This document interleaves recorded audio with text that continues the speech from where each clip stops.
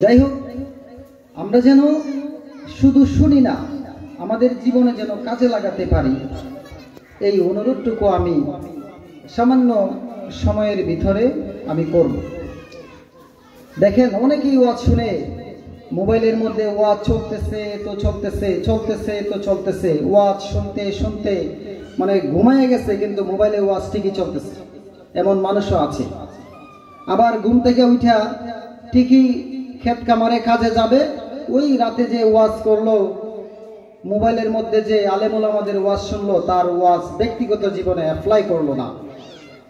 তার কর্মক্ষেত্রে গিয়ে যারা সরকারি চাকরিজীবী, অনেক ঘুষখোর চাকরিজীবী আছে, তাদের কর্মক্ষেত্রে গিয়ে টেবিলের নিচ দিয়া এই যে টাকা নেবে, কিন্তু রাত্রে যে ওয়াজ শুনলো, তার ওয়াজটা ব্যক্তিগত জীবনে কাজে লাগাইল না।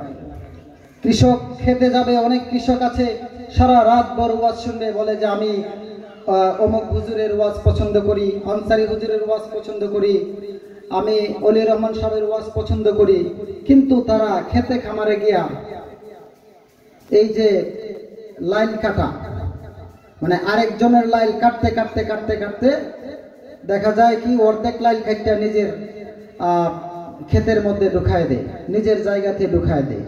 তাহলে আমার কথা হচ্ছে, তে ওই ধরনের ওয়াজ শুনে লাভ কি? আমি যদি ব্যক্তিগত জীবনে অ্যাপ্লাই করতে না পারি, আমরা মুখে একটা বলি এবং কাজে